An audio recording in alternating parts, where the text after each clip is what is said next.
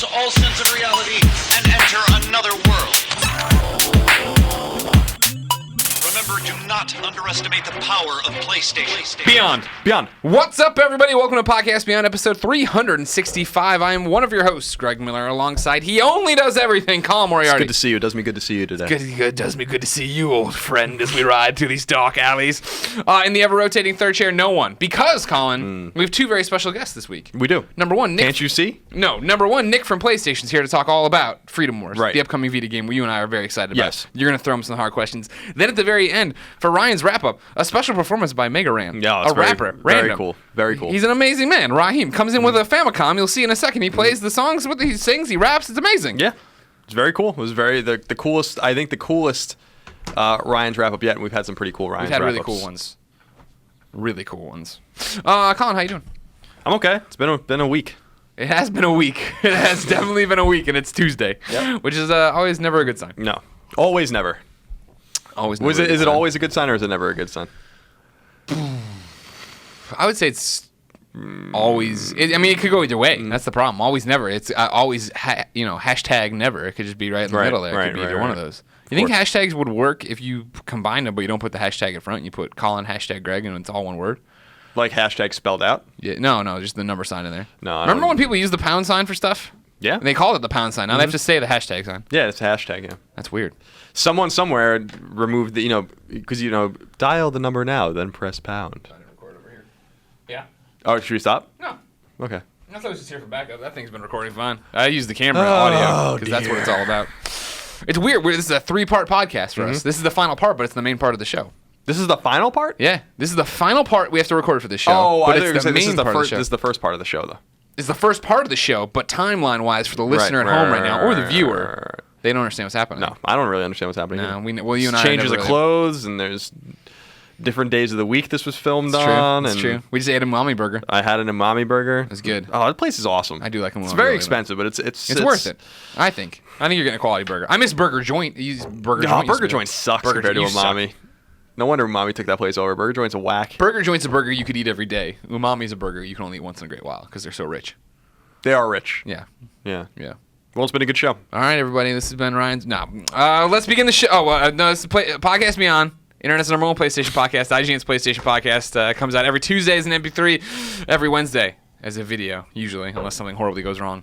Thanks for everybody who continues to tell me the name bars were wrong in last week's video. I don't care.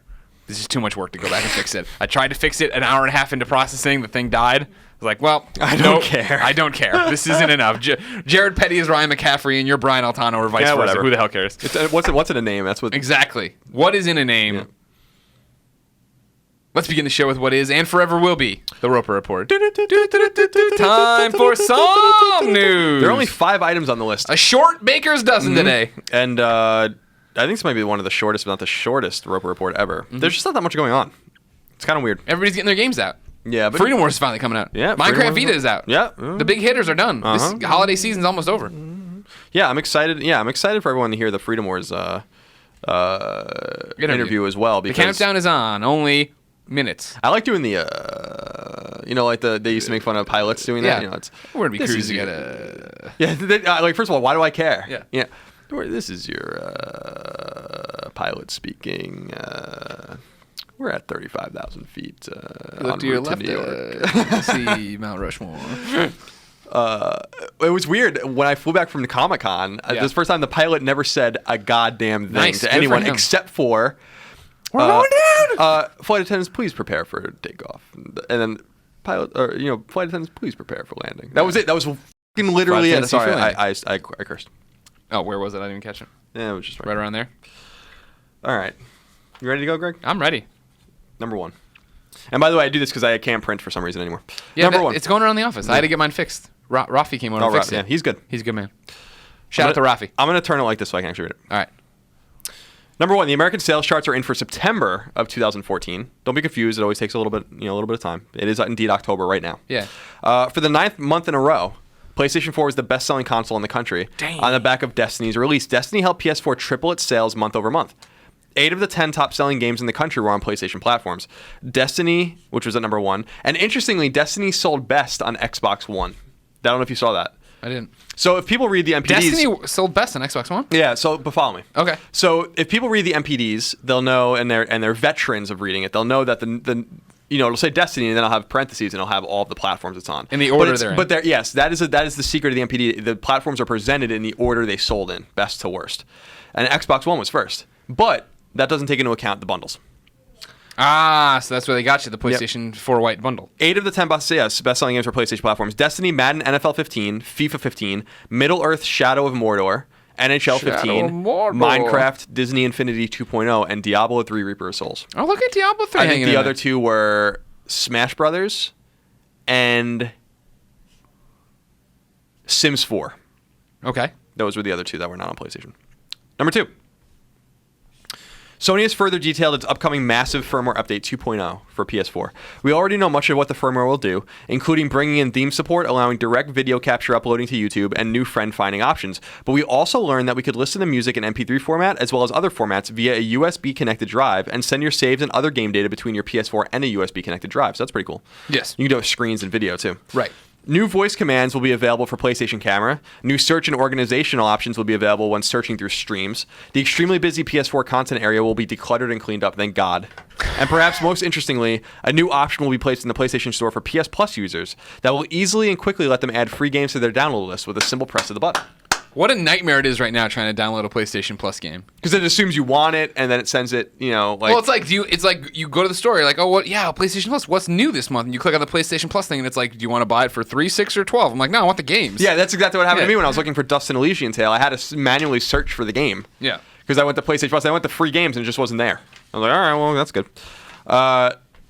Number 4. Nope. Tommy from Kansas writes Number into 3. Beyond at ign.com and says, Beyond. Colin was right. Dust and Elysian Tale is freaking awesome. Fun fact: except for the voice actors, one guy by the name of Dean Doudril did all the programming and animation artwork for the game. Yep. Yeah, freaking crazy. Yeah, I heard that. My question is, how does a PlayStation Plus subscriber purchase a game that they got for free? I'm asking because I want to support the developer of the game, hence Dust and Elysian Tale. Hope this question gets answered. Big fan. Thanks, Tommy from Kansas. The first person to ever ask me that question was Mark Ryan. Really? Who was just the world's biggest contrarian. And he was just like, I want to buy the game. Yeah. And I'm like, well, I don't think you can. If you're, I don't think so. I think if you're a PlayStation Plus, you have to let your PlayStation Plus subscription lapse and then buy back the rights to play it since you've already downloaded it. I appreciate what he's saying. Yeah. And it's a cool notion. I'm sure there's people out there like that, but I don't think the engineers on PlayStation side, they can't even change your name. So they certainly weren't going to be like, well, there's probably someone out there that wants to buy the game. Because then people are going to get confused. Sure. Buy it on accident, get mad. Get really mad, write tweets and stuff. But the thing about it is, like, PlayStation Plus is being tracked. Obviously, the developers got paid to give the game for free, in quotes. Yeah, they get paid up front. So they've made money from it. So then getting it is adding to their download numbers, which is making them look good and that there's a demand for that game. So I think in the long run, just downloading it is enough. It's similar to some of the shows on the internet. Just listening is good enough. They don't need your dollar. Interestingly, I was talking to Q Games in Japan. Yo, Q Games, what up? We were talking about the future of the Pixel Junk series and all that, and they were saying that Pixel Junk Ultimate, when it was free, was downloaded over 1 million times. So there's a lot of people downloading these. I mean, that's such a great move because it gets people in the door to realize they like this game, to realize there's a developer they like, and then to look for the next project. You could also look for other projects. I'm not familiar with what the folks from Dust and Elysian Tale had done before or after even yet. You could buy those ones to try to support them that way. Yeah. You can just write him a nice fan letter, a tweet, follow him on Twitter. Yeah, I appreciate where he's coming from, but yeah, they did get paid up front. Yeah. They got their money. Number 4. PS4 exclusive racer Drive Club is still experiencing massive issues. The game, which launched 2 weeks ago, is still plagued with problems, forcing Sony-owned Evolution Studios to post the following message on Facebook. It reads, stay with me here, Greg. I'm with you. We can see that the majority of you can now get online, but we know that at peak times of the day, it can still be hard to get connected. So we are still working to improve connectivity with every update to the servers. We can also see that when you do get connected, some of you are having a hard time getting into multiplayer races, and that posting leaderboard results can sometimes take a lot longer than you'd expect. These connectivity issues stem from the same unforeseen server problem that we're working to get on top of since we launched Drive Club. And while we are getting on top of the problem now, we are still working around the clock to keep improving gameplay for you. This means there will be regular server updates in the coming days to get all of you connected and enjoying all of Drive Club all of the time. We will continue to keep you up to speed with the improvements we make. Speed! And would like to thank you again for all your feedback and messaging about your time with the game so far. Please keep them coming. End quote. These poor bastards. God bless them. They are having a rough day over there. Yeah, rough month. It probably year. feels like one day that just never ended. Yeah. That's the worst. The worst is when as a fan, you want to play these games. There's a problem, right? But as a developer, like seeing it, no matter what you do, and it's been going this long, 2 weeks of just you can't do anything about this. Yeah, it's crazy, man. It's no good, man. No bueno. No bueno. Number 5. This is just a quick one. Bandai Namco's Project Cars has been delayed, and will now launch on March 17, 2015. No. That's it? Smart move. That's all your news That's you it. got? That's it. That's all the news. There's nothing else going on. What about the cars? Do we care about the cars? No. Project Cars Nope. getting delayed? Nope. Bam, It looks pretty. Namco? I saw it in Japan. It looks pretty, but Yeah. You like cars? no. You like cars?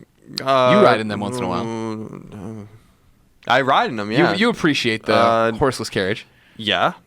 You don't play the games. No. You don't drive them. Not a fan of either of those things. Certainly not. Even when I play Grand Theft Auto, I actually never get into a car. I always just walk around. That'd be great if you even refuse to drive in Grand Theft Auto. You're always the passenger or whatever.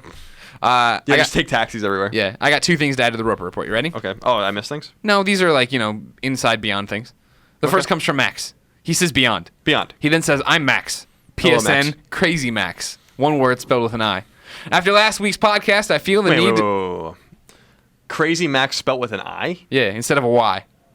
For crazy. Oh, okay. So C-R-A-Z-I. I was like, Max?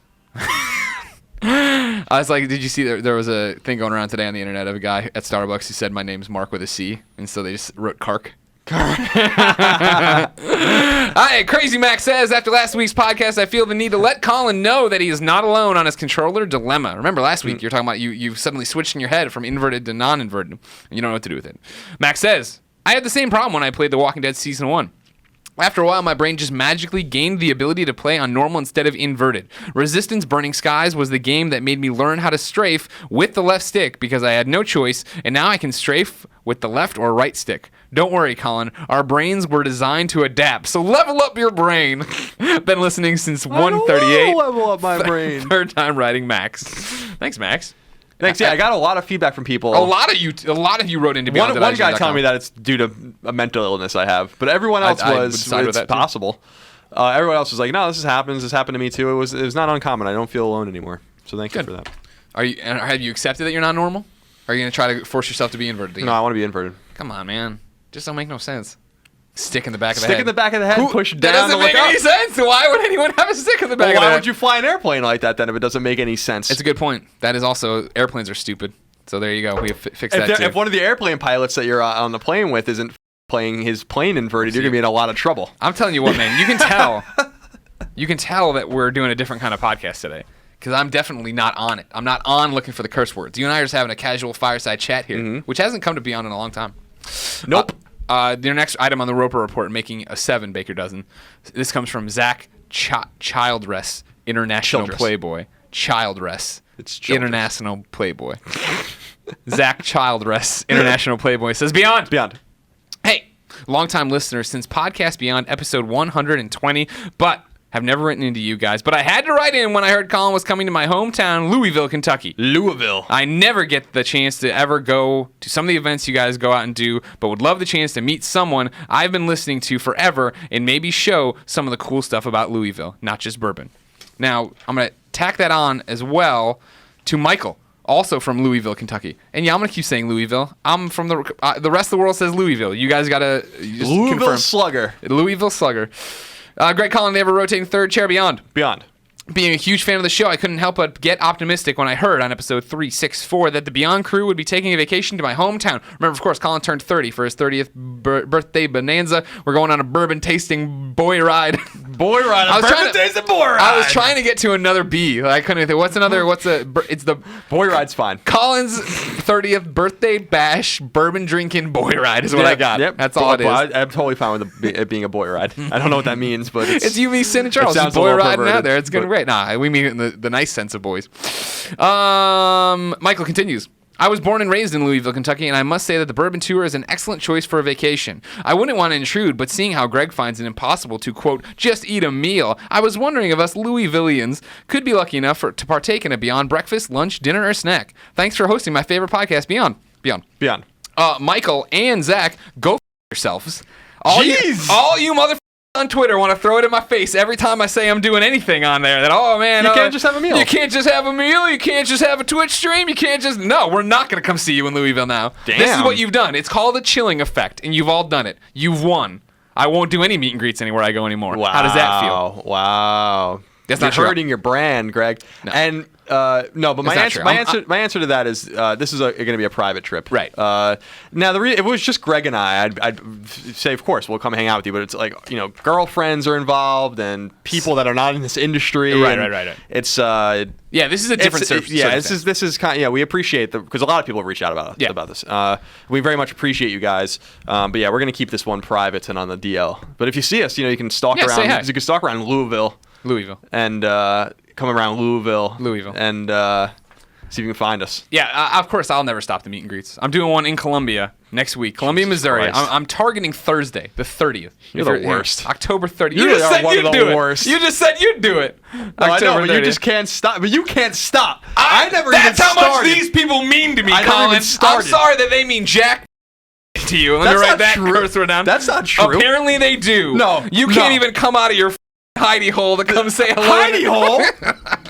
You're drinking the bourbon. You can't even shake a hand. Jesus, I'm not running for president. Michael Childress over here and his goddamn babies want to come get a handshake, and you can't do it. Jeez Louise. Now we're all f***ing around. We love you very much. I'm gonna have to. I'll be impressed. I just want to have a border ride over there in Louisville. We love you. Thank you for coming out. Columbia, Missouri meet and greet here. Zach continues. Now it gets somber. Sorry. Zach Childress, International Playboy, continues. Also, recently, my dog has become very sick, and he's very old. And the vet said he didn't have much time left. The upcoming list His name is George, and he passed away last week. But right before he did, he barked at me asking where he could find all upcoming games on the PlayStation platforms by the IGN editors. This is a great show The today. Andrew Goldfarb Memorial list of upcoming PlayStation software on all three platforms by the IGN editors. Rest in peace, George the dog. He barked human words as he passed away. Childress, Columbia, Missouri, meet and greet on Thursday at CJ's. You're the worst. Why don't you just go somewhere and not have a meet and greet for once in your life? I'm going to Kentucky with you because you don't care about our fans. You don't care about your fans. You don't care about your friends, your best friends. Are you done? Yeah, I'm done. Okay. Are you done? You want a hug? No. Let's go back to hugging. Come here. Good. Good stuff. All right. Here are the games. Scapegoat 2. Available digitally on PS4. Scapegoat 2. Let me read you about it. I'll Thank read you, you a please. little something about it. The theme of a Scapegoat 2 is transformation. As you manipulate hidden machinery, walls move around and blocks settle into new places. Things look different when you're done with the room, especially if you employ your mighty horns to their best use. And you have a remarkable companion to help you on your journey. What? What I don't know what the hell is that means. F1 2014, PS3, digital and retail. I like the name of this one. Flustercluck is available That's on a good PS4 digitally. Own the Coop. Use blasters, missiles, turrets, and mines to take down your friends' UFOs. Drag them to the chickenizer. Is that right? I like how you bring up to your eyes. To the as close as you can. chickenizer while you Chickenizer? ignore their whining. Shout taunts at full volume as the chickens fly, for they cannot mute the Flustercluck master. That's a good one. That's a tongue twister. That's a good one. Just Dance 2015 is available digitally and retail on PS4 and PS3. The Legend of Korra is available digitally on PS4 and PS3, and it's supposed to be pretty bad. Really? Yep. That sucks. A lot of people were excited for that. Korra fans out there. They were on up at noon. They lied to me if it's bad. Actually, I don't know if I asked them if it's good. This one I'm excited about. Okay. I played this at E3 on Vita. Race the Sun on PS4, PS3, and Vita. I didn't hear about this one. Why are you excited about it?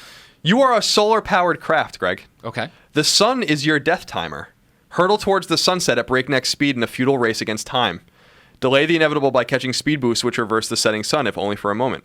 Race the Sun is inspired by arcade games of the past with a focus on high scores, short game sessions, and pure fun mingled with nerve-wracking tension. So the idea is you're racing towards the horizon and the sun keeps setting and you're trying to get towards the sun. So it's like an endless runner that you're just always yeah, going for? basically. Okay. I think it's really neat. All right. How much is it? I don't know. Does not say. Samurai Warriors 4 is available PS4, PS3, and PS Vita digitally, and PS4 only at retail. Shadow Warrior, which I think is a remake, is available digitally and at retail on PS4. Shadow Warrior, is a reimagining of the cult classic FPS from developer Flying Wild Hog and Devolver Digital. Flying Wild Hog? Yep. That's a hell of a name. Blending the viciously over-the-top gunplay of its predecessor with the elegant precision of the powerful katana, Shadow Warrior is an imaginative take on the classic arcade-style shooter. The Voice is available PS3, retail, and digital. Like the TV show? Yep. Do I sing in it? The Voice Thank you. brings all the excitement of the hit TV show to your living room. From the blind auditions to the battle rounds and all the way to the finale, experience the TV show with the ultimate goal of being named The Voice. I'm sorry, now I have more follow-up questions. I don't have any more answers. But you said PS4 or PS3? PS3 only. God fucking damn it. I don't know There's why. another question That's too. weird. I'm on fire today. And finally, the Wait, walking... my next question. Yeah. Is Blake Shelton in it? I don't have the answer to that. I assume so.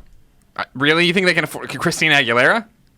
Adam, what's his face? Levine? Levine, yeah, they're probably in there somewhere. I don't know. I don't think I can afford it. Blake Shelton's got that Pizza Hut money now. That's he's putting, true. That's he's true. putting bacon and cheese There's in the crust. bacon in this crust, or whatever the hell he says. Yeah, And I it's don't know. Shut up, Blake Shelton. But you want to talk about somebody? Go, good for him. He's made it. Because I remember when he came out on the country scene. He was he had a mullet and a cowboy hat. And you're like, this guy's a nerd. And now he's cleaned up well. He's on network TV. He's broken out of country. People know him. Good for you, Blake Shelton. I didn't like your turtle tweet. What? He once tweeted that he ran over a turtle on purpose, and everybody flipped out.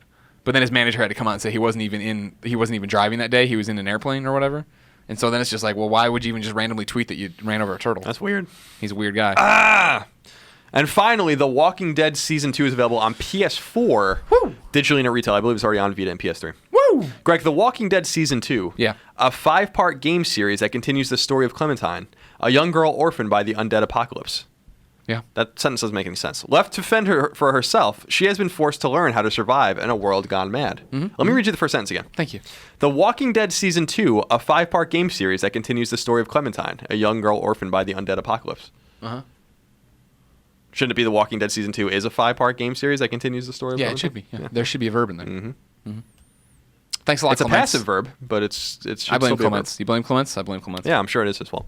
Every tweet at Poem Cider, tell him he screwed that up. Don't do that. He'll get mad if you do that. Yeah, don't do that. We love him.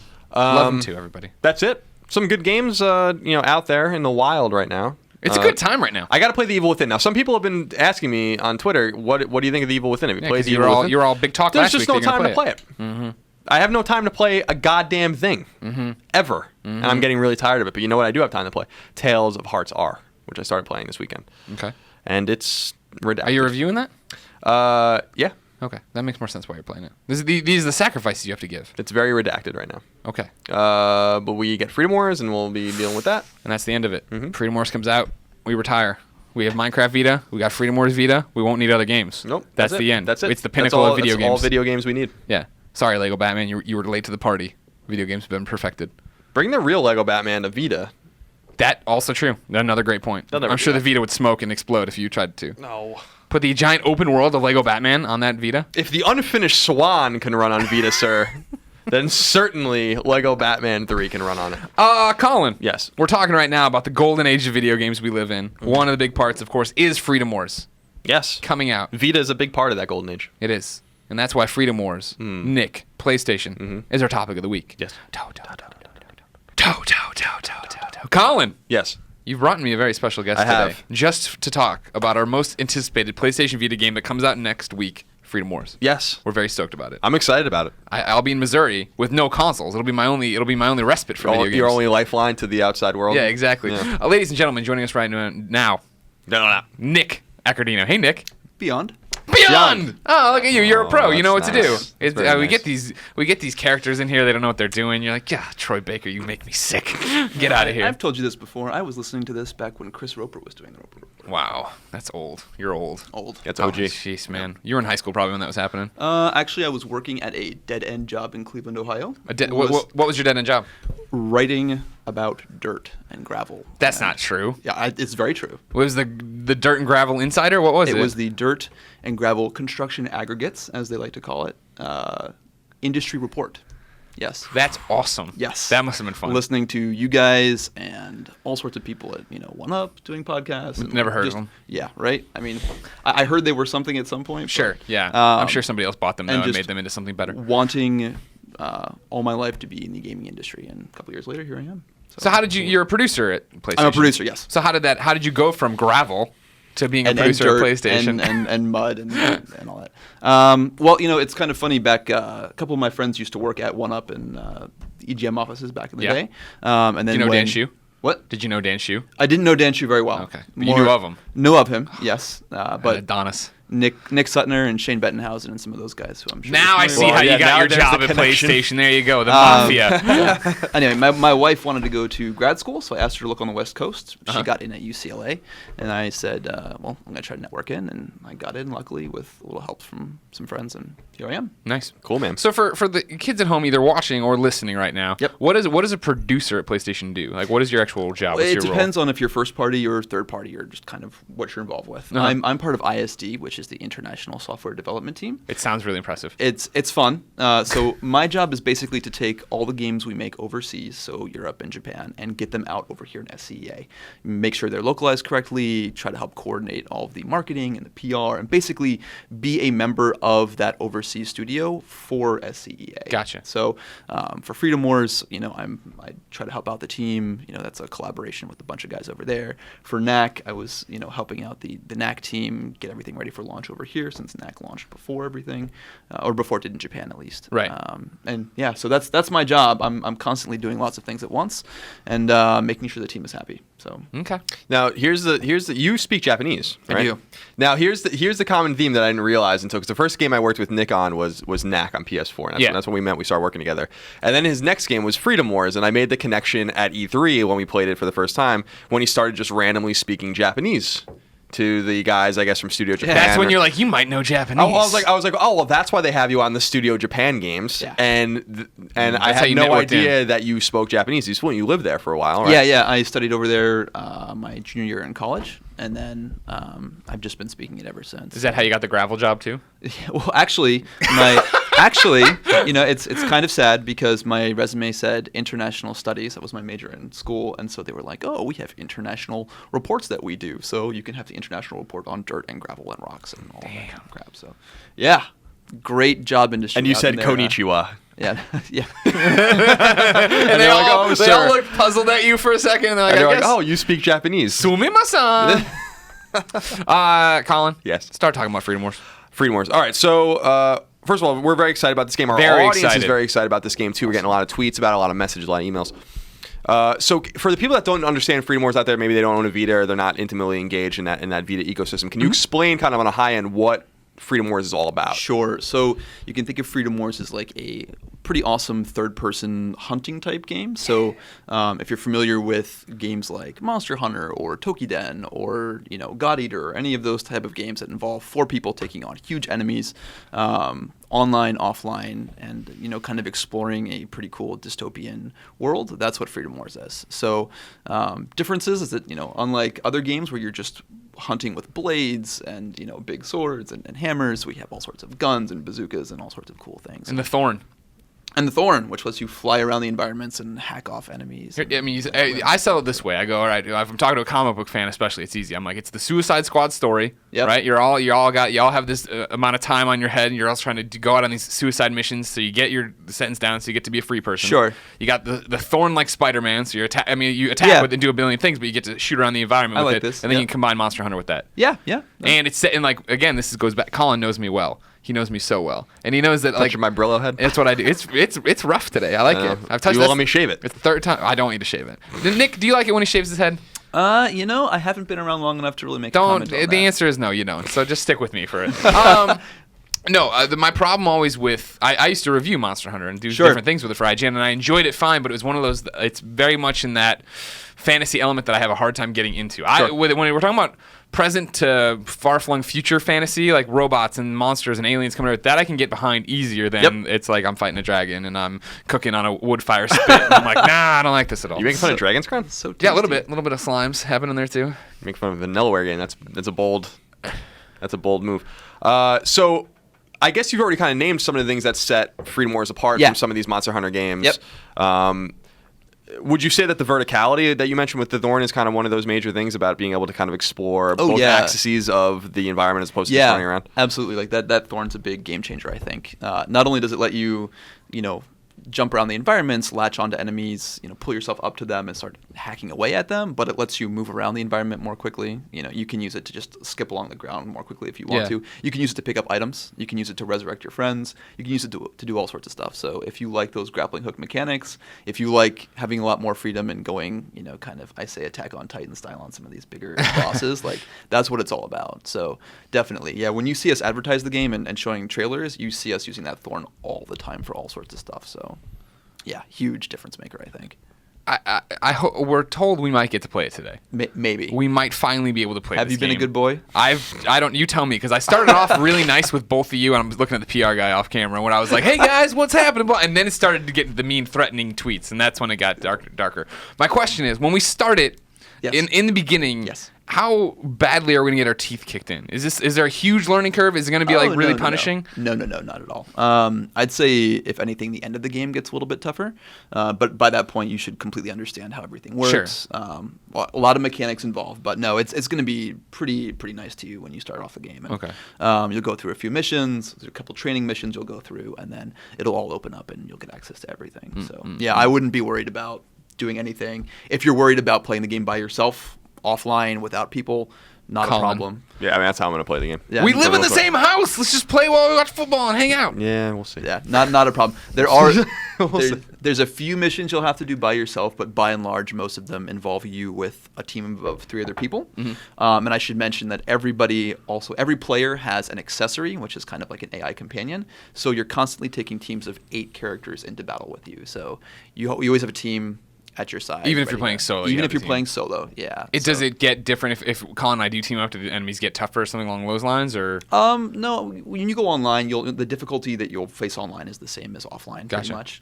And if there's only 2 of you, it'll actually populate the rest of your party with AI teammates. So you're still all suited up and ready to go, I think. Okay. Cool. So this sounds like it's going to join the family of like Soul Sacrifice and Tukadin and all these other games that allow you to play online or off and doesn't really punish you to play offline, because I didn't feel punished at all when I played like Soul Sacrifice offline.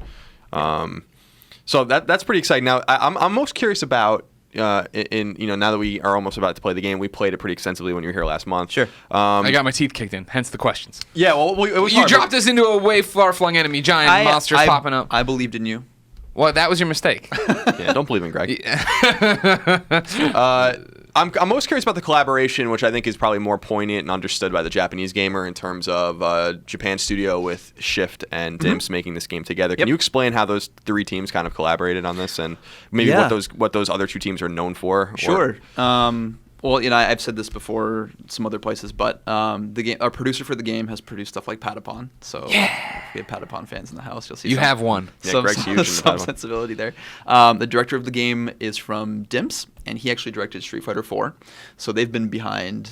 Yes. I'm not giving you no cheers for that. You looked at me like I was going to help you on that one. I'm a huge Street Fighter fan, so I hear it's all.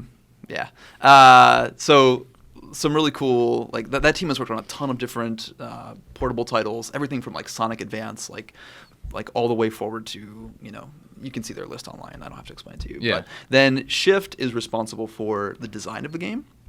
So they make, most popularly, I think, the God Eater series, which I know we got on PSP over here. I don't think we got the most recent one. But so that's where maybe a lot of the aesthetics kind of share some similarities. You might notice some characters look, a little bit similar to some of the God Eater guys, but that's where the whole like 4-player team aspect I think comes in. And then Dimps did most of the actual like coding and putting the game together, and then Japan Studio was in charge of producing the entire thing and making sure it all came together with what fans wanted and under the ideas that they had planned out for it. So. Nice. Cool. And how was the game received in Japan? I know that it sold very well there and did pretty well critically. I mean, does the game have a big fan base over there? And are they anticipating a sort of continuation of Freedom Wars over there, not like they got with Soul Sacrifice or they got with Tukaiden? Yeah, I mean, I know nothing about any kind of continuation. I really wish I did. It came out in June this year in Japan and had a really, really great opening. I think they've sold over 350,000 copies, I think, by this point, which is pretty huge. Yeah, oh yeah. You sell over 100,000 copies in Japan, I think, and you're successful. But Yeah, it's done tremendously well. There were a few concerns about some of the difficulty later in the game, but that's been patched in. When American gamers and when people over here will play it, they'll have the entire patched, rebalanced game from the beginning. So, and then Japan also launched without any online actually in their game, which over there might work. They have a much different environment where they can play locally, I think, a lot more easily, a lot more crowded cities, I guess, and the train. Yeah, the train. Coffee shops, what have you. But over here, online's really important, so we wanted to make sure we had that day one. So we do. I think a lot of those concerns have been put at ease. So. No, but it's done really well. They have a lot of really cool merchandise and products over there that I'm kind of jealous of. They always do. I'm hoping to bring some of that over here too. But Percy Propa and all. Percy Propa. I've seen a plushie. I've seen Freedomores coffee tumblers. I've seen T-shirts and all sorts of cool stuff. Cool. So, yeah. It's done really well, and hopefully it's the beginning of something really big. So I'm hoping. Yeah, we're excited for it. Cool, man.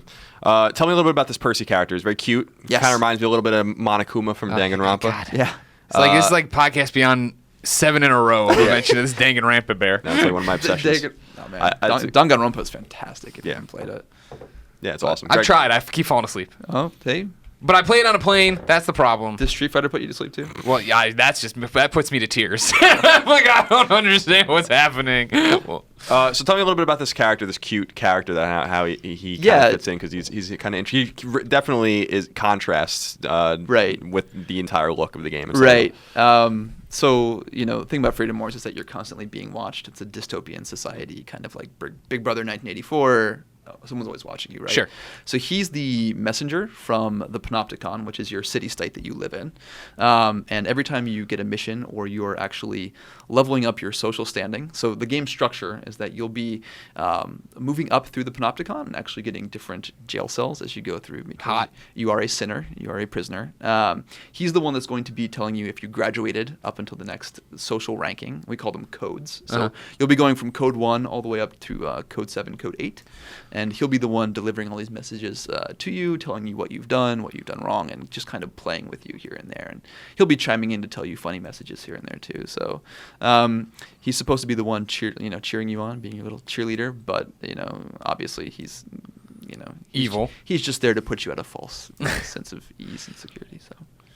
Yeah. And what was the nature of, one of the things I was impressed on when we played it last month, you brought, we had 4 copies of the game. Yep. We played, an extended online match or 2. And I noticed when exploring the menus, and people can see it on the video preview that we did on IGN. You can look it up. The level, what seemed to me to be a high level of localization in terms of the way the game expresses itself, in terms of just text, in terms of, it seems like it's really on point and very dystopian and very aware of itself, and it's not a shoddy localization. It doesn't seem like, it seems like there was a lot of attention paid to that. Can you tell me a little bit about that process? I know that, for instance, it has Japanese voices still, but in terms of the localization process, how you guys kind of captured the essence of the game in that way? Yeah, I mean, it's really a credit to our localization studio that is in actually the UK. So actually, they partner with different companies, but the job they did on this was really hard because there's a ton of different terms that are in the game, and I can sit here and try to remember everything. Sure. But I'd have a hard time too because it's a very specific name for every level of organization within the Panopticon, for every different aspect of every little part of the game, right? So there's a ton of jargon. There's a lot of stuff that you'll forget. Actually, they start saying PT instead of Panopticon to shorten it because it's such a mouthful. It's right? too much. But no, they really did capture the essence, I think, of what it's like to be a prisoner in a society where you don't know what's going on and that you're given a million years sentence of penal servitude from birth, right? So every time I'm asked to localize something or to just look over something, I have to constantly consult a dictionary of terms and see exactly what we translated everything to, because it's very specific and it's very on point. So if players out there get lost in a little bit of the jargon and the terms, there's a huge glossary inside the game where they can look everything up, and there's lots of different tutorial messages and stuff like that. But really, we went back and forth a lot, like talking about what's appropriate, what's not. In Japanese, the term for for the greater good, which is what Percy Propa likes to say a lot, is retsukoken, which means let's contribute. Which just sounds a little awkward when you just put it out there like that. So, we went back and forth a little bit. We said, for the greater good sounds a little bit more at home. So that's what we went with, right? But, we had lots of little instances like that when we were talking about things and just trying to figure out what was appropriate. But for the most part, I just really agreed with what they selected. So I tried not to get in their way too much. Can I customize the look of my character? Absolutely. Oh, yes. You can customize so much in this game. Yeah? I can't wait to see what your nickname is, because you'll get a nickname depending on how you play the game. Oh, okay. I don't So get to choose my nickname. They just give it to me. It will be given to you, All right. depending on how you do and what your standing is. So. I'm very excited. Do I get it Yes. at the end of the game, or is this like No. When you press start, you'll actually see it in the bottom right-hand corner of the screen. So I'm very excited. I cannot wait for this game. It's great. That's why I had the time code going. Oh, okay. I knew I was going to curse at some point. Yeah, it sounds. I mean, and if I remember correctly, you can customize your character at any time, right? Like, Yeah. so you're not locked into, No. which is unusual. That's pretty cool. Yeah, I like that. Actually, the only thing you're kind of locked into, I should say, is the home Panopticon that you pick. At the beginning of the game, you'll have a list of 50 cities that you'll get to choose from. And that's the city that you'll be contributing to, online and offline. So let's say I pick Los Angeles, because that's where I live now. So in the offline game, it's going to say you live in the Los Angeles Panopticon, no matter what I'm doing. And if you want to change that, that's actually a per charge thing. So you will have to buy an entitlement from the PlayStation Store to change that. Everything else, what gender your character is, their name, how they look, what your accessory looks like, what your clothes look like, what color they are, all that stuff, you can change whenever you want. So. And let's talk a little bit about the accessory. The accessory, and this is what I'm talking about with the terminology, because I love the terminology in this Yes. game. The accessory is basically your minder, right? Like the person that's Yes. like accompanying you at Your all AI, times. right? Your assistant, your lovely assistant / parole officer. That's your accessory. Yeah. So they're there to keep an eye on you and bust you. And I think the game has a pretty wicked sense of humor too. So, they'll say, would you like to lie down? And you're gonna say, yeah, sure, I'll lie down for 5 minutes. Like, bam, 5 years. You're not allowed to lie down. You don't have the right to lie down yet. So That's until awesome. So it kind of works like that. So they're keeping an eye on you, and there's parts of the story that will involve you kind of tricking your accessory into doing things that they're not aware of. But it's an AI, so you can decide what you want to do at that point. Yeah. And so you were talking also about buying rights, which Yes. are called entitlements, right, in Yes. the game. And this is this is what's so cool, and I think sets this game apart, from the periphery anyway, from Soul Sacrifice and some of these other games, Yep. which I think Soul Sacrifice was fun, but actually really shallow. This game is the antithesis, it seems like, of shallow. Like, there's a lot of things to manage, and one of the things is buying your rights, that you have to literally, not only are you trying to whittle down your prison sentence, but you also have to buy rights to leave your jail cell, right to run in battle, the rights to do all sorts of everything. Little thing, yeah. And so explain this system a little bit to the listeners. So when you complete a mission, whenever you're in a mission, depending on how well you do the mission, you'll get a ranking, and then you will get years off of your sentence. Again, you start with 1,000,000 years, as well as, I believe we call it GPP, which is the currency in the game. Sure. And you'll use those points to buy entitlements, right? And entitlements can be everything from the right to lay down and sleep to the right to get a certain distance away from your accessory, to upgrading your equipment, to upgrading the equipment for your teammates, right? So you have to constantly be balancing those points. Those points are very, very important. And of course, you can always replay missions to get more, but everything in the game that you need to succeed is going to be unlocked via those points, those entitlements. So the entitlement to wear a certain costume, you'll have to unlock. You'll have to buy. The entitlement to what was a good one I saw recently? I think it was to just use to collect better loot was an entitlement you had to unlock. So you're going to constantly want to be looking at what's available to you, and of course you'll get more things available to you the farther you get in the game. And just unlock everything as much as you can. Prioritize what's important to you and go for it. So. And Sounds awesome. Yeah, it does. And so this is what I love about it, because it just gets deeper and deeper. So you're unlocking. You're whittling down your time by doing missions for the state that save people, from these huge monsters. Yep. And then you have to buy entitlements. But then there's also this deep upgrading system with all of your equipment. Yep. So and that you can use the people you save to help you build your equipment. Yeah, that's right. So at a certain point in the game, you'll actually get the ability to make weapons, as well as upgrade all of those weapons, or add abilities to those weapons, like elements, etc. So when you do that, those weapons, those upgrades actually take real-world time. So it might take 5 minutes. It might take 40 minutes, depending on what you want to make. But the people you actually save from the abductors, the giant enemies in our games are called abductors, right? You're saving people from them. And when you save those people and successfully extract them during the mission, they actually become kind of like items you can use to make that process go more quickly, right? So something that could take you 40 minutes, if you have like a weapon, let's say you have a weapons engineer, it could take you 20 minutes, might shave the time in half. You can put your Vita in sleep mode and let it just whittle down the time while you're not playing it. But yeah, it's everything that you do in the game. Nothing is really a wasted effort. You're going to get something every time you try, and you can always use that to help you succeed. So, like we said, you're earning points, you're earning years off your time, you're earning items in battle. Stuff you don't use, you can turn in to get more points. You can recycle everything you don't use, and you can take those weapons you don't like and turn them into elements you can use on weapons you do like, right? So, really, it's all about how you want to play and how you want to customize things. So, here's my question. Stick with me. Yep. I'm seeing things in the sky here that I'm trying to piece together. Yep. Are there microtransactions in this game? There are. No, actually, the only one I would kind of call that is maybe that change your home Panopticon. That's right? Yeah. You put that out there and said you could pay off the PSN, and then you started talking about like sleep mode, cut your time down, and then that you could go out. And I know that it's not. Don't get me wrong. I'm not saying. I know you weren't saying that was a microtransaction, but I didn't know if there's a way to speed it up or stuff like that. No.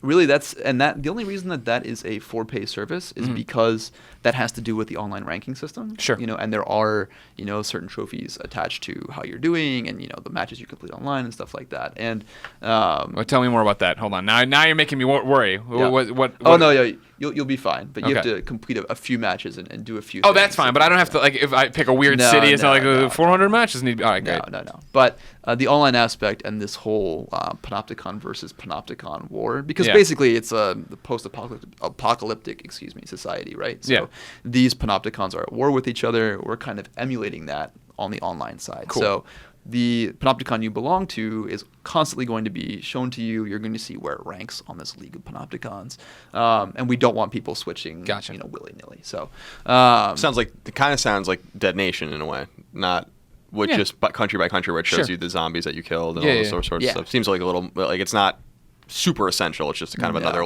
layer. It is.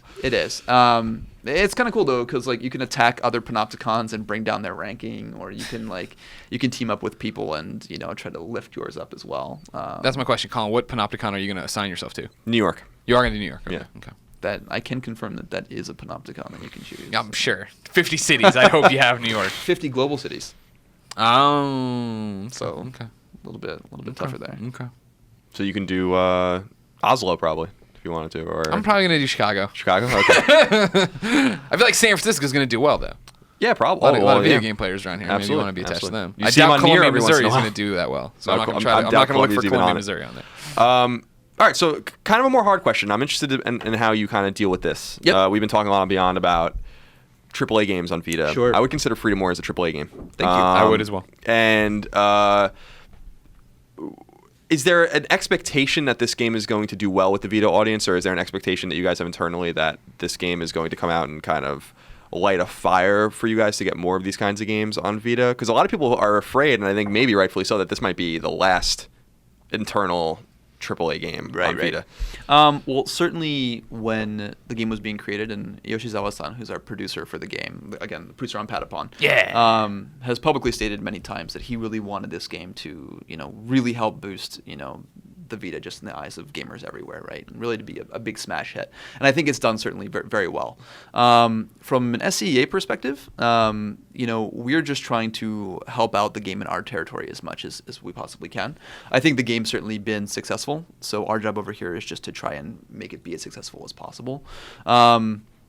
It's not as if we have a certain goal that we absolutely need to hit, because there's not one of those like thermometers that you have at the school fundraiser where you're filling it in as you go up. No. We're just trying to give as great of an experience to our audience over here as we can, as comparable of an experience as Japan had, for their country as well. So in terms of like lofty expectations or anything, I mean, personally, I have my own expectations, and I hope it hits a certain amount. But I don't think there's going to be any kind of like negative impacts or anything like that if it comes out and it doesn't reach quite the the stellar, amazing audience that I dream it could hit. So, but just trying to get it out there and make sure people know that there's actually like great AAA experiences on the platform is my goal. So, happy to be a part of it. Cool. I think it's going to do well. I think so too. But I feel like a lot of Vita gamers buy games, exactly, but there's not many of them. So like, it's all relative, Sure. Like this isn't a game. I don't think that will.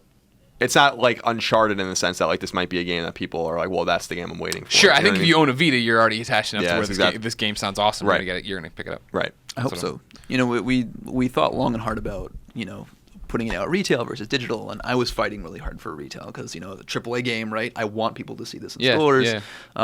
And $29.99 I think is a pretty fair price for it too, given all the content that's there. I've been playing it. I played the Japanese version for like 80 hours or so, and the American version even more. So I really hope it hits the audience and that Vita fans know about it. So. And is that a fair estimate in time? I was going to ask you about that, about time. Like, can a person blaze through the game, or you can go through the story, I'd say, in about 25 hours or so. But then, like I said, the end of the game does get kind of tough. So you want to be grinding, right? Well, yeah. One thing I wanted to mention, because I don't know if all games work like this, especially these hunting games. But if you have trouble with a game in the offline mode, you can actually go online, complete that mission with people that are higher level than you, or friends, whoever it might be. Sure. And then you'll get actually an entitlement to skip over that mission in the offline when you go back, as long as you succeed in it, right? Sure. So if you're having trouble at the end of the game, you can do that if you want to. There are some pretty tough boss battles that I'm pretty proud of. Yeah, a single player should take you maybe 20, 25 hours, but then awesome loot system. I keep seeing new weapons that I didn't know exist that might take you like a lot longer to get. But again, play with people online, collect those items. Some of the drops are pretty rare, but I think people are kind of used to that. So right, cool. Hopefully they'll enjoy it. Sounds rad. Yeah, we're excited. We're definitely excited. We're definitely excited to get our hands on it. It works with PS Vita TV. Yes. Which is cool. If you guys have that out there, we're getting a lot of messages about that. And yeah, and we hope, we keep saying, we hope that the game's great and that, people out there, that people out there enjoy it, but also that, you're getting, everyone always calls the Vita an indie machine. And it's like, well, you're getting your AAA game here. So, put up or shut up. Yeah, exactly. Like, if it's good, it's good. And I think people are really going to attach to it. I think much like Soul Sacrifice and much like some of these other Vita exclusive games, the Vita audience already knows about it and will pick it up. Yeah. But I wonder how. When we talk about this game, again, Suicide Squad, Monster Hunter, all those things, it brings back the memories of Peace Walker. When I'd go like PAX and have Peace Walker meetups and everybody would play Peace Walker. You talk about the loot system. It sounds like Destiny. It sounds like it's like all these different parts of games I love ready to go everywhere. It doesn't sound like Destiny in the sense that there's actually loot to find in the. But it's the same hook of you want to go get the loot. Yeah. Find just make it fun. Okay. It's pretty out. When you play with people that know what they're doing online, it's pretty outstanding. Yeah. That thorn mechanic, seeing 4 people attached to an enemy and just drag them down, or seeing somebody make one of our healing items. Remember that? It kind of looks like a healing tree. Yeah. And heals you. I mean, it's just every option you have in this game to take down enemies, to hack them apart and get better items, make better loot, and customize everything. It just culminates into a pretty awesome package. So I hope people check it out. I hope they get addicted to it. It's awesome when you get addicted to your own game, and that was totally my case with this. So I hope everyone gets into it. Great. Cool. Well, Nick, thank you for coming by. Everybody, Freedom Wars is out October 28th. That's Tuesday. Yes. It's not Tuesday. You can just say Tuesday now. Tuesday. Unless you're listening to this long after the fact. Mm-hmm. You came already out. You came out of a coma. You're catching up on all your Beyonds. Here it is. Comes out Tuesday. And if you pick it up quickly, you get the DLC early, the pre-order DLC that we have on PS. What's the DLC? It is a set of weapons and a pretty cool costume. And I think a few additional combat items too, like some special grenades and first aid packs. That's awesome. Get your free DLC while you can. All right. Well, everybody, pick up Freedom Wars if it's good. Don't just take his word for it. He gets paid for it. Take my word for it. I'm reviewing it. Well, yeah, Colin's going to review it eventually. Then he'll tell you. Yeah. Until then, just stare at the wall. Beyond. Beyond. What he's a great interview. Oh, I know. He's good. Oh, that he's Nicholas real fellow. good. You think his full name is Nicholas? Yes. Okay. I'm pretty sure. Yeah. Doesn't say on his business card. Did people just name their kids Nick, you think, ever? Yeah. Nick Scarpino. He's Yeah. a Nicholas. He's a Nicholas. Yeah. You think somebody's just like, well, let's Nick. not dance it around. Let's not beat around the bush here. Everyone is going to call you Nicholas. No, unless you're going to become Santa Claus, no one's going to call you No, Nicholas. some people like to be, when they have the longer name that can be abbreviated with something, short and concise. Some people don't like that. I knew a guy named Alexander once, who would get really mad if you didn't call him Alexander. And I remember I met him. I was like, "Hey, Alex, how you doing?" He's like, "That's Alexander." And I'm like, "Oh, I'm sorry. I thought you call you Alex." He's like, "That's not the name my parents gave me." That's like what he said. I'm like, "Okay." I'm sure that went over really well with you. Oh, yeah. Because I know you're totally cool with people who need a little bit of help. Yes. All the people who ask a little things out of the ordinary. Colin Moriarty and his New York attitude's totally down to help out. Ready? Oh, here, this is about the meet and greet. Let's see if it works. Yeah, meet and greet Thursday. Columbia, Missouri. 30. That's the Can't you just go away? I can't just go eat a bunch of chicken wings without my fans in Columbia, Missouri. Watch me eat these wings, and we can What do we do? hang out together. And I'll sign you a cup from CJ's. All these things are going to happen. This is from Mitchell. He says Beyond. Beyond Mitchell Morgan. No, sadly not. I'm from Canada, so definitely not Mitchell Morgan. I'm thinking about buying a PlayStation Vita this year, but I am torn between the better screen of the old Vita and the improvements of the Slim. I would love to hear your guys' thought on which model to buy. Thank you for the content. Keep it up. So on, so forth, etc., etc. You drink the fizzy lifting drink, etc., etc. He has his glasses. You and I don't agree on this. No, This is I one think of the few things in the OLED's, world. The OLED's better for sure. But it isn't, because the Slim's got a better battery life. It's lighter. Is your Vita dying a lot on you? I'm just No. curious about that. No, My Vita OLED never really dies. Well, that's because there hasn't been games to play on it. But now that there are, like I'm getting on that plane, I'm going to Missouri, meet and greet, CJ's. You gonna have a near party at the meet and greet? I might. If I can get some, maybe I get some extra Freedom Wars codes and we'll all play Freedom Wars and get some trophies. But what I'm saying is, I'm not worried about it dying there, not having enough charge. Now, granted, keep it in airplane mode. You keeping yours in airplane mode? Sometimes. When it hits off of this Wi-Fi business, that's when it drains. But I remember I would leave my Vita in airplane mode, my OLED Vita, my original Vita, on the little nightstand, OLED Vita, Wi-Fi mode, nightstand, and it would kill itself, just pinging the thing. I'd wake up in the morning and be half dead if it wasn't charged. Oh, I Or just leave mine charging. in the dock. I have one of those docks. See, for a day out at the beach, you're getting on your train, you're going to the beach. I couldn't imagine playing that thing on the beach with that glare. Oh yeah, well I can do it because it's slim or whatever, and this is better screen. But for day-to-day use, no big deal. When you're getting like 15 minutes here or there, but I'm talking about like prolonged use. I picked up Steimer's the other day. She's got the Assassin's Creed White Vita. Thing felt like a brick. I couldn't even do it. It feels ugly. Holding it feels ugly. I feel like I look uglier with it because I got that big old piece of chunk with me. I don't know. I don't know what to tell you about that. I think he's not going to be able to find an OLED probably anyway. Oh, there you go, then. So, unless he bought it used or found someone that was selling one, but Sure. Nobody's selling these things either because there's so many great games. I know.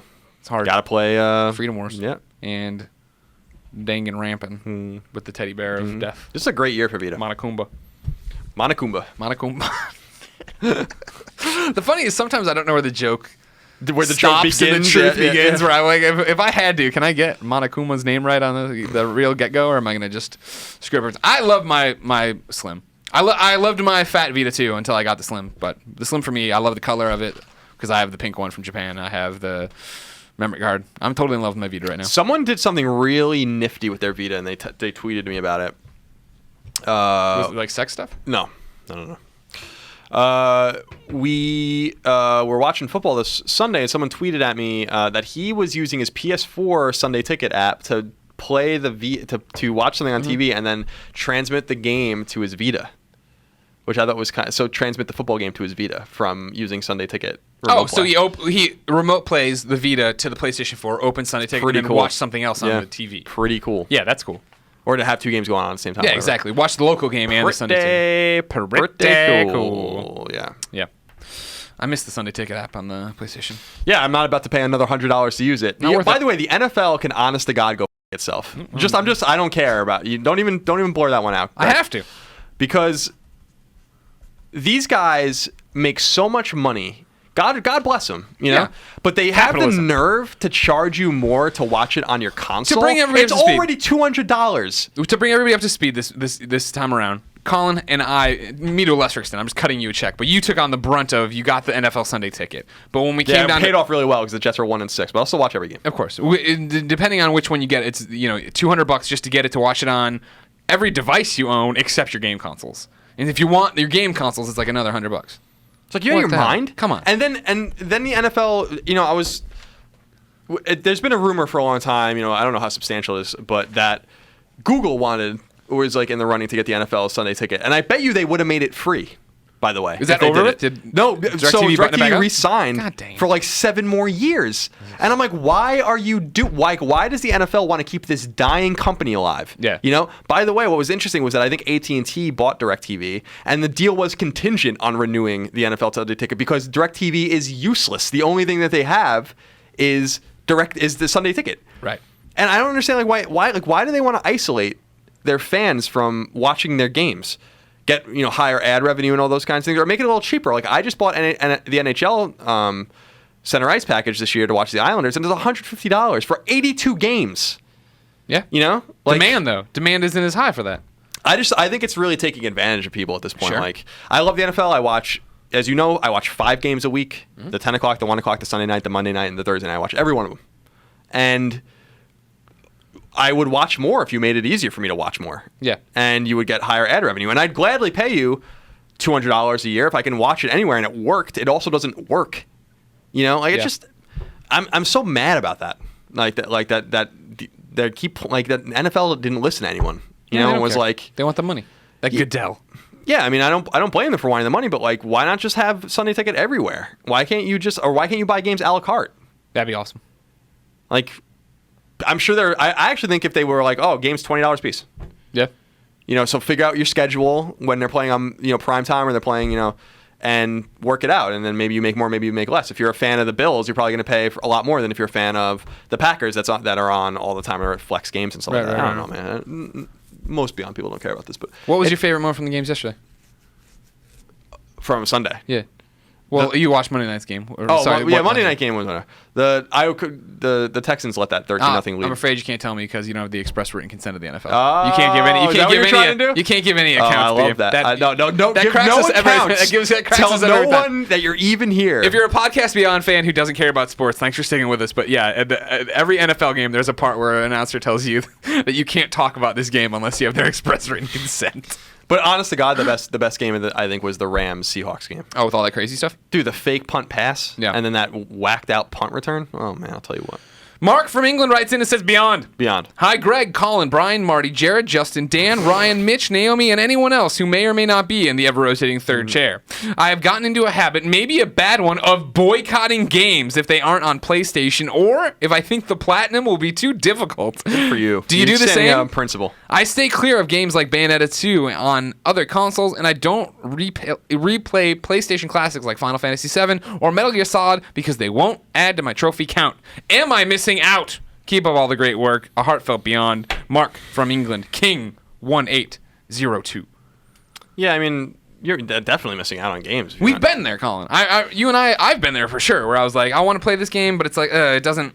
I'm not going to get as many trophies. I can maximize my trophy output if I play something else. I've been there for sure. Classics do come around. You're like, oh yeah, that would be great. And I remember back in the day when I was headlong crazy for trophies, I was like, I can't do this though. I need to play this. I want to keep this. Do you not care much for trophies anymore? I still love trophies and I still care about them, but I'm not in the hunt. You know what I mean? Like, I'm just not. I still love them. I still want to platinum Lego Batman. There's a bunch of different stuff like that I want to do. But it's one of those things where I don't know. Priorities changed at some point. Something shifted. I don't know. You became a man.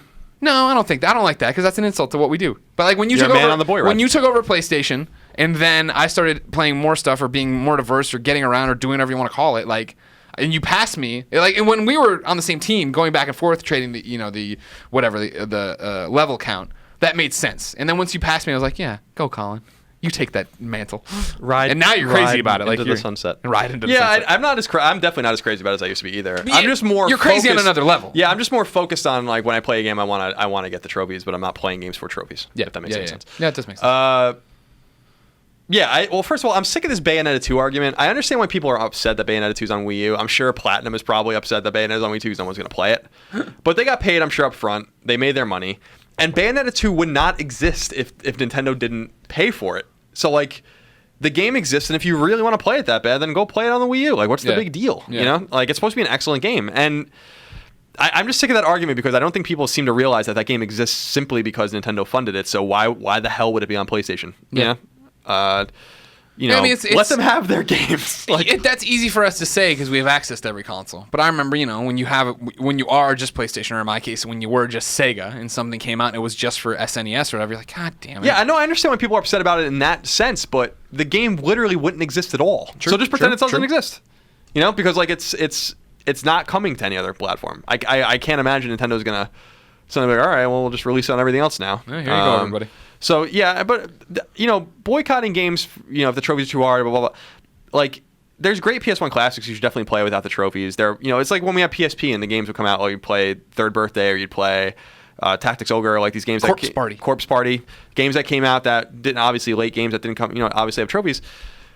You shouldn't, it's like when I played Gone Home last year on PC. I only played PC game once or twice a year because that's not really my thing. But Gone Home was one of my favorite games of last year, and that's and it's coming to PS4 now, but. That's a short game. You're not going to get trophies, but sometimes you got to play for the experience. I think that, including me and including you and a lot of people, have lost sight at one point or the other about why we play games. Oh, yeah. It's trophies. I agree in the sense that trophies and achievements have kind of ruined things.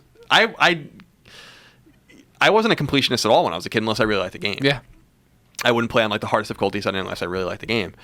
And now we do it for these kind of ancillary fake metal trophies that we don't even get to hold or anything like that. Yeah. So I understand where he's coming from, but open your mind up. Like Shovel Knight's a good example. That's still the best. Your mind. That's still the best game of the year, and that's not on PlayStation at all. And you're not going to get any trophies, but it has its in-game trophy kind of list system. Yeah. Yeah.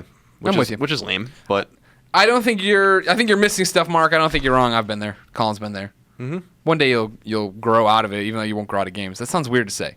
You'll change. Your path will change. Like when I sit down and play NES. Yeah. When I was in Japan, I at Super Potato they just have like a Famicom kiosk set up with and I started playing Mega Man 1, and I just lost myself for 10 minutes. I'm like, this is just fun. This is why we started playing games, for gameplay. This seems like a perfect place to insert the return of Just the Tip. Today's tip, and this is a trophy tip, of course, comes from Chris. Chris writes in and says, "Hey guys, Beyond. I got some trophy tips for all the punk heads out there playing Minecraft. There are some trophies in the game that are pretty difficult to get. A good chunk of them, however, can be obtained in the tutorial world. There's ingredients to make all the food and potion trophies. An iron golem is ready to be completed, fishing rods, wheat for breeding and killing cows, bookshelves to break and recreate, villagers to haggle with, and zombies to infect so that you can cure them. In addition, there's a powerful sword." Hold on, my curse words got okay. There's a powerful sword, S-word, and a saddle to help you get the overkill and when pigs fly trophies. If you're trying to get these, pull the van full of nuns over, or just mark this down, because I'm going to give you some coordinates here, because that's how it works here. You ready? Mm-hmm. The sword is in a chest on top of the desert temple at X301, Y71, Z106. The saddle is right outside the farm at X... Oh, negative. Sorry, hold on. I didn't realize these were negatives. I thought they were dashes. So let's go back to the chest, right? On the temple, it's negative 301. Then back here for the farm is at X negative 41, Y 59, Z7. Okay. And then he put in a joke that we're not going to use. But that's from Chris giving you tips on how to do it. Thank you, Chris. I will use those because I've been looking for saddles. You got to ride this pig. And then when you're done riding the pig, you got to make him take fall damage that you don't take. Crazy. But I'm not obsessed with trophies. Don't worry about it. But I will ride that pig. Well, similar to how we will ride our boys on the boy tour at the Bourbon Bonanza Boy Tour. The Boy Tour 2015. Oh my God! What a crappy show today. This one comes from Jack Knowles in Ireland, Wicklow, Ireland. That mean anything to you? Nope. You're Mr. Ram McNally over here with Ram Ireland. McNally. Big fan of the show and all. Anyway, down to business. If you could have one open world game come to the Vita, what would yours be? Thanks and beyond. I want a Fallout game. I want a Fallout game really badly. That's what I was thinking. If they put Fallout 3 back, I know it could never happen. Don't get me wrong. If they put Fallout 3 on there, I mean, that'd be amazing. I'd go back and try to platinum it and do a million things to it. I would like an original Infamous game. Still. Yeah. So you mean like from the ground up, not the original Infamous game, like a brand new. A new original. Yeah. That'd be nice. In-between story. Do you think we'll ever get anything like that? Nope. Why? I thought for a long time it was inevitable, but clearly it's not. So, no, I think the days of AAA are pretty much gone on Vita. That's okay. Unless Freedom Wars destroys. I hope that game's good. Yeah, me too. I hope we leave here and we have our codes too. Yeah, I'll check my email now. Let's start downloading. Good, please do. Ladies and gentlemen, that's Podcast Beyond episode 365. A reader pointed out that you can now officially listen to Podcast Beyond every day for a year and never have the same episode. That's crazy.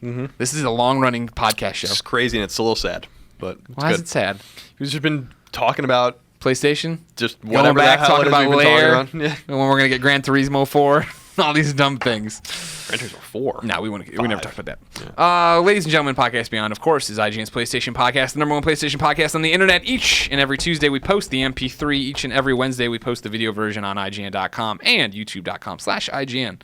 Of course, the show is all well and good, but it's ign.com that keeps the lights on. So go there, read the articles, watch the videos, be a Prime member, contribute to the wikis, do all that jazz. Be a fantastic member. Then follow us all on Twitter. IGN is IGN. I'm Game Over Reggie. Colin is No Taxation. Every episode of Podcast Beyond ends in a segment we call Ryan's Wrap-Up. Colin, you know it well. Yes. Podcast Beyond listeners send in their favorite tracks that they've made, that they've created. We play them here on the internet's number one PlayStation podcast. Today, we have a very special guest, Colin. Yeah, it's very exciting. He's one of your favorite rappers. Yes. You talk about him all the time. Yes. It's MegaRan. Aw. How are you? Hey, I am great. Good to see you guys. It's good to see you. Thank you for coming. Thank you for making time. You're on tour. You're finished. You just finished up your tour. Yes, last night. You've been on the road for how long? About 2 months. Jeez Louise, sir. Go home. I'm ready to go home. Your fish needs you. MegaRan, for people who don't know you, first off, what's your real name? Raheem. Hey, Raheem. How are you? I'm great. Thanks How for are you? joining the show. It's good to have you. It's good to be here. What you do all this crazy stuff with a Famicom? Explain to people at home right now. My mom's listening. What happens? What do you do There's here? some crazy stuff going on here. I got this from a friend during a trip to Japan. I was looking for a Famicom just for my own collection. Yeah. And then I went to a chiptune show out there. And you're familiar with chiptune? Oh, yeah. Right? All right. And a lot of guys were using modded Famicoms. And I was like, wow, that's so cool. I wonder if I can do that with mine. And my friend told me, no, you can't. You don't have the special one. The special ones just mean the older ones. So so on my last day there, he helped me to find a first-generation Famicom and just showed me a little bit of the basics on how to mod it up in a way where I can get my 8-bit music to play through here and perform through it. So I've been doing some pretty cool stuff since then. How long you been doing it? Overall, I've been performing live for about 5 years, but I've been using this in my show for maybe the last year or so. And is this the same one? This is the This is the same one. It's a little looking chipped, haggard now. It's beat up. I mean, it's literally been all over the world. I toured Europe with it. I toured Japan with it. And, TSA isn't very nice to it, or at least not the they make me take it out every time, and then the baggage handlers are probably tossing it. Who knows? So, but it's hanging in there, man. I mean, if it was an Xbox, I don't think it would, would last. Red rings. Now, but it still works. Colin. Yes. I think you like MegaRan the most. Yeah. Because of Mega Man. Exactly. He raps a lot about Mega Man. He raps about other games too, but he raps a lot about Mega Man, and that's my favorite thing in the world. Of course. So, Yeah, it's the merging of two of your favorite things. Yeah, rap and Mega Man. Yeah. It's perfect. It's like peanut butter and jelly. Yes, but yeah, I mean, we used to. So on IGN, we used to edit or have a music editor back in the day, and he was actually the one that introduced me to you. He gave me, I think, your CD, and I think there was a DVD or something that was there's some sort of compilation DVD that you might have appeared on or whatever. I have it floating around somewhere.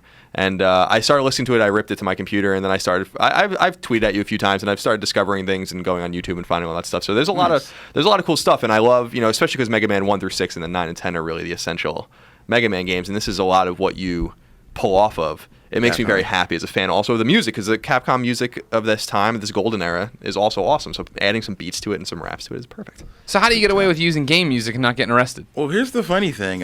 Way back when I did the first MegaRan album, I think it was IGN. I can probably thank for this. I put the album out on my MySpace page back when that was the bee's knees. Oh yeah.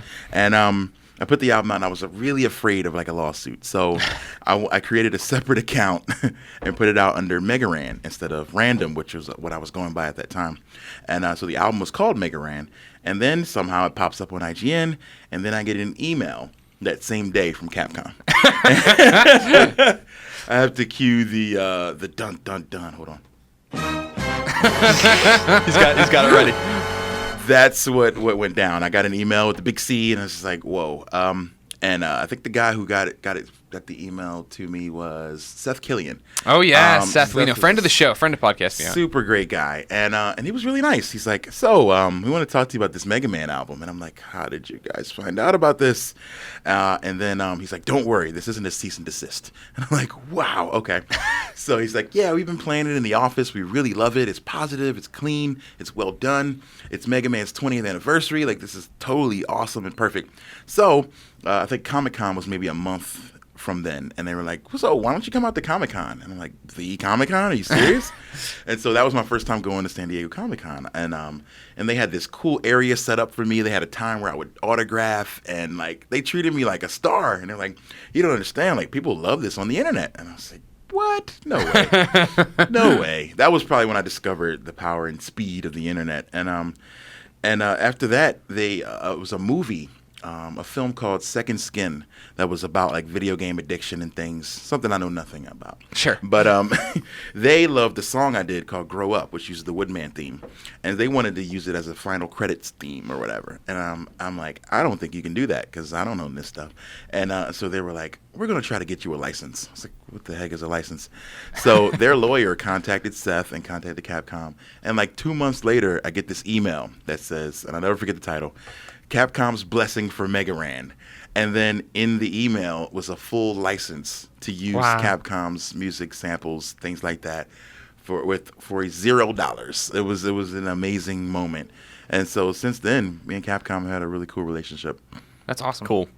I would have never imagined something like that happening. It was just really weird, but it was fun. Yeah, I mean, I guess that's got to be when you put out the original stuff, you put it under a fake name. It's like, this is never going to go anywhere. It's just something I want to do for fun. It's not going to go anywhere, and then it becomes my career. Like I was a teacher at the time, and then video game remixing kind of became my thing, and then I started playing more conventions and things like that, and then I had to 3 years ago step away from my job from teaching in order to make music now. Yeah, you know, it's a pretty good problem to have.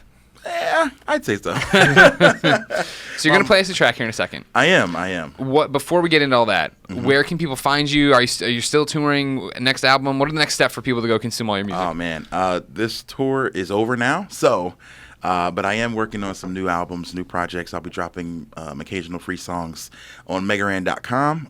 You'll also catch those on the Twitters at MegaRan, and on Facebook under Random, aka MegaRan.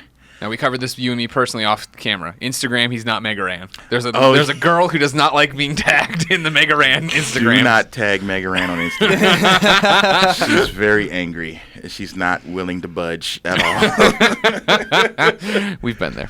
Yep. Poor Megan. We sure have. All right, MegaRan, what are you going to play for us today? I don't really know. I'm going to think about it. Actually, one of my favorite songs is a song called Dream Master, which uses the Little Nemo, the Dream Master theme. It's mixed by my friend Kay Murdoch, and it's the story of a boy in his dreams. And basically the story I just told you, kind of in rap form, going a little further back to when I grew up and how video games kind of literally saved my life. And my mom always said this wouldn't get us anywhere. And Mom! Look at us now, you know? Here we are. So, this is Dream Master.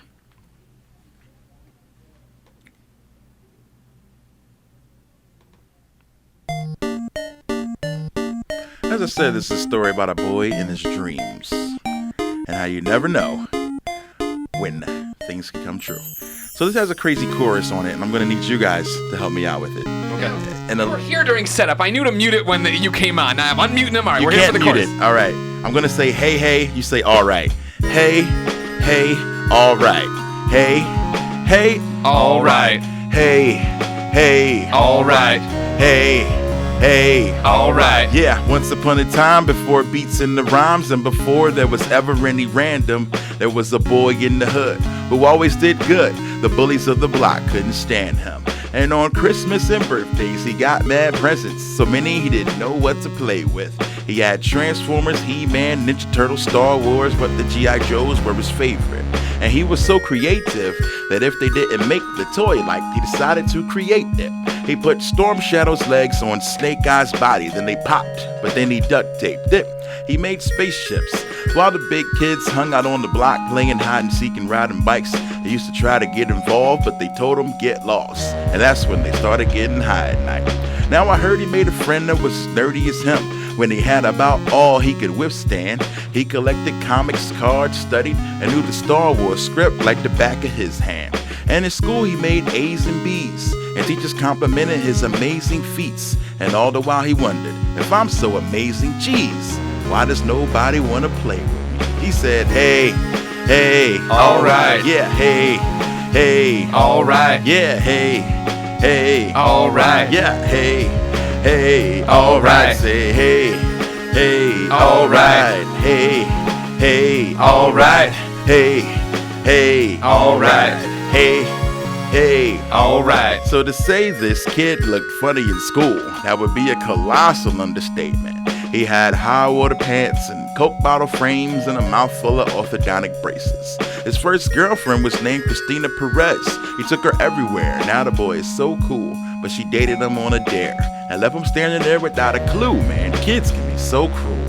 At the time when they couldn't love him any less, mother went and gone and bought the guy an NES, cause his mom felt this was the best way to keep him out of the streets, although they were penniless. Only child, she didn't want an empty nest, and it's a healthier addiction than cigarettes. And so it began. How did he escape the scene? He sat in front of that screen and chased his dream. I have to pause to tell you that NES is actually the Famicom. Okay. Hey, hey, alright. Hey, hey, alright. Hey, hey, alright. Hey, hey, alright. He say hey, hey, alright. Hey, hey, alright. Hey, hey, alright. Hey, hey, alright. Fast forward a couple years, he gains a couple peers and sucks up game like a vacuum. And then he went off to college and searched for knowledge and develops the heart to make rap tunes. Vowed to stay true when he dropped his debut and did. It's got his little name up, and it was money in the blank. But then he drew a blank every time his second LP came up. And so he thought back to childhood and how'd he survive in such a wild hood. But then he realized they didn't make him, and whatever didn't break him, that's what made him. So he decided to combine his love for his games and rap, open his soul and let him in. And then he chopped up some 8-bit sounds, put it down, and Random is now known as MegaRan. Other days all over that internet, and girls who used to care are now interested. But the best part of the story comes at the end, and that part hasn't been written yet. Come on, hey, hey, alright, hey, hey, alright, hey, hey, alright, hey, hey, alright. Thank you. Damn, that was awesome. Yeah, that was really cool. That was like the coolest thing we've ever done on this show. Holy crap. Nice. That was Thank you. amazing. Thank you so much for coming, MegaRan. Oh man, I had a blast. Thank you so much for having me. Please, it's our pleasure. This is You guys awesome. are Yeah, you can do this all day. amazing. Yeah, I know. I was going to say, yeah, do you want to play the rest of the day? It's totally fine. I would love to. Here's my Wow. question for you, and I'm stupid. Everyone knows that about Greg Miller. Idiot. It's one of those things you forget, and I'm in the room with you, that the Famicom is what's playing the music, and you like when you Yes. pause it, I was like, oh right. So how does any of this work for somebody who doesn't know? Like, Oh my like gosh, it's so difficult. Okay, let me think of the easiest way I could come up with like it. this cartridge is the mod that then has Alright. an SD card in it that then Yes. does things to So it. this cartridge was totally chopped up and modded. It's the Goemon game, I think, from remember Mystical Ninja for the Super Nintendo. It looks like that guy, but I don't know. They took this game, split it open, did a bunch of modding to it, and then somehow fit an SD card slot and a headphone jack on it. Gotcha. Now, from this SD card, I put this into my laptop. I create a beat through a program known as Famitracker. Okay. Or Milky Tracker, or anything with a tracker in it that can create Nintendo sound files. Now, I take a Nintendo sound file, which is the only thing this thing can play. Outside of that, if it's too powerful, it'll probably just blow it up. Like a regular MP3 is humongous. Sure. And it just will not compute. So yeah, taking the song from here, I create it in a tracker thing, and it's a, oh man, trackers are so weird. This looks like a bunch of grids, and you just slide things up and down to make sounds. And use that. I save it to a Nintendo sound file on this SD card, put the SD card back in here, turn it on, hit reset, tune it a little bit, and pray that it works. And that's kind of the way I've been doing this. I would have just kept being a teacher. Yeah. Lessons plans have got to be easier than that. I don't know, man. Oh, man. I used to dread every Sunday trying to watch football and Sure. trying to watch all my favorite shows, Simpsons and now Walking Dead and stuff. But doing that and then still having to do lesson plans. Right, It right. was a nightmare. All right. Mondays were terrible. But I miss the students, though, and because they kind of keep you young. You know, Yeah, when you're yeah. around kids, you know what's cool, what's hip. I let them hear my songs, and they tell me, like, all right, Mr. J, you probably should work on that a little more. Or, you know, you're no Drake, Mr. J. You know. You're like, I know, damn it. But they're like 7th and 8th grade, so therefore they've seen everything. Sure. So they're, you know, They think they know nothing's- the world. Yeah, nothing's cool to them. So therefore, especially nothing an adult does. Right. So they're looking at you like, yeah, it's all right. And then they go home and tell their friends, oh my God, my teacher's a rapper. This is so cool. And then they're all over my YouTube. A lot of their parents tell me that stuff. Wow. But yeah, it's been a lot of fun. Like this is a next, like I said, I've only been doing this part of it for a year. I've kind of been making the beats at home on different programs, GarageBand, Logic, things like that, and then creating MP3s that I could play on my laptop. But I think this adds a whole new dimension using the Famicom, and it's a lot more fun to do it that way. All right. It's very cool. Should we do one more? Do we Yeah, have time for can you one do more? one more? Yeah, I can do one. Is that okay? Because this is the coolest thing that's this is happened way in this cooler room. than us getting MP3s and playing them. No Those are offense. great too. Keep sending your MP3s to beyond at Yeah, send ign.com me just like you MP3s. can. Podcast Beyond is IGN's weekly But we'd PlayStation rather have podcast. you here live. Yeah, of course, yeah. if you can make it. absolutely. So far, you joined the hallowed halls of Life in 24 Frames. I think, and Troy Baker. Those are the other Nice. people who have ever played here. It's very, for us. it's very cool. It's very cool. That Awesome. All right, so yeah, I'll play another one. You talked about Mega Man. What's your Yep. favorite Mega Man? Mega Man 3. Mega Man 3. Let's see if I have anything that's Mega Man 3. I actually do. I have a Shadow Man track. Let's see. That won't quite be as cool because it's not going to come through the Famicom. I haven't used one of those for this track yet. But You do whatever you need to do. Yeah, Don't dude. worry I mean, about if you want to use that, were you? we made you set this whole thing up. Yeah, whatever you want to do. I You were set playing it up. I feel like I should use it. Yeah. You were playing okay. the Wile. Were you playing? Was the Wily track going through there? Yeah, before? yeah. You want to do I that can one? Wily. Yeah, Yeah, that's a absolutely. hot track. That's a hot He's a track. I know doctor. that. He is a doctor. He's a doctor. Of robotics. And so when I introduce this song live, I always tell people, we played a lot of the Mega Man games, and the early games had no story, no dialogue. Mega Man didn't speak or think or feel, at least from what we knew. And so we never really knew what was going on. And if we could get inside of Dr. Wily's head, I think we could learn a whole lot. Like, why does this guy consistently try to destroy Mega Man and Dr. Light, like, for decades now? He's failing over and over again. Like, try something new. But I would love to sit him down one day and be like, Dr. Wily, what's the deal? And then he'd be like, well, and then I'd be like, wait, put it to a rap beat. And then it would be this song, Wily. All right. Now, at some point, I will need you to say Dr. Wily. All Okay. right? I'm going to be like, say Dr. Wily. Dr. Wily. Very good. All right. All right. So We're this good is what at this, the- Colin. Yeah, we're good. We're going to come on tour with you next time. Yeah. All right. This is the call and response. I love it. Okay, so this is Wily. Smartest in the world, amazing advancements in the field of robotics. And money was no object, but he never felt the need to make it proper with projects. He had a best friend, Dr. Light. They could have changed the world if they stayed together. Friendly competition turned a bitter rivalry, and one day it changed forever. Wally said he done enough, felt like it was second place, he was always runner-up. He got sick of second place, felt like it was Wally's turn to start coming up. See, the school held a contest, showing off technology and charting our progress. Wally and Light collaborated, but Light got all the accolades, wild press, I guess. Wally had enough of that, started acting up.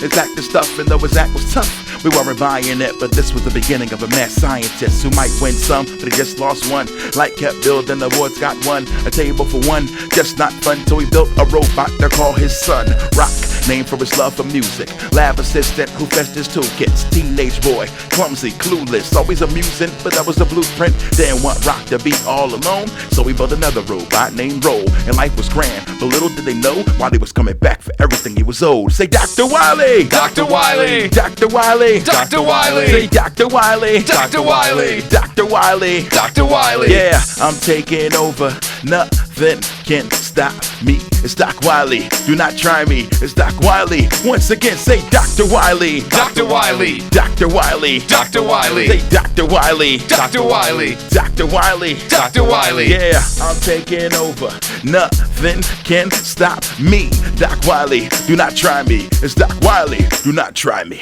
All is well in the city of robots. Peace and love. No shots, no cops. But guess who comes back to the block? And when danger comes, it's likely that it won't knock. In the lab like a repo man. Left all his robots reprogrammed. Cut man, black man, rap man, butt man, elect man. But you can keep those, man. Stack chips like Doritos, man. And a few torches to bleach those plans. And use robots to wreck that town. And if you wanna stop them, you gotta bow down. Now, our worst fears came to light. And worse, everybody's lame and light. Now Doc has one robot left that's rocking. That kid isn't even trained to fight. On world domination, he's hell-bent. So he puts on a blue suit and helmet. Tells Rock, don't kill if you can help it. I can't believe his old friend's so selfish. Mass destruction is only objective. If only we had known he protected. But I guess it's the fact is if not, then if not, it's just a matter of perspective. We can't let him win this fight. Time to get equipped, lots get sliced. Doc has Wiley in his sights. Can't bring himself to end his life. So they locked the Doc in the cage where they think he'll spend the rest of his days. And I heard the other day he escaped, and I bet he'll be back one day. Somebody say Dr. Wiley. Dr. Wiley. Dr. Wiley. Dr. Wiley. Say Dr. Wiley. Dr. Wiley. Dr. Wiley. Dr. Wiley. I'm taking over. Nothing can stop me. It's Doc Wiley. Do not try me. It's Doc Wiley. Once again, say Dr. Wiley. Dr. Wiley. Dr. Wiley. Dr. Wiley. Say Dr. Wiley. Dr. Wiley. Dr. Wiley. Dr. Wiley. Yeah, I'm taking over. Nothing can stop me. It's Doc Wiley. Do not try me. It's Doc Wiley. Do not try me. Ha. And that's that. That's awesome. Thank you guys. We love you so much, MegaRan. You come should every week. Yeah, I was gonna say you can be the house band of Podcast Beyond. Just stay here, never leave. It'll be great. It's been our pleasure having you, I would ladies and love gentlemen. that. Make sure you hit up MegaRan.com, get all his music, go see him on tour. Keep listening to Podcast Beyond. Beyond. Users lose all sense of reality and enter another world. Remember, do not underestimate the power of PlayStation.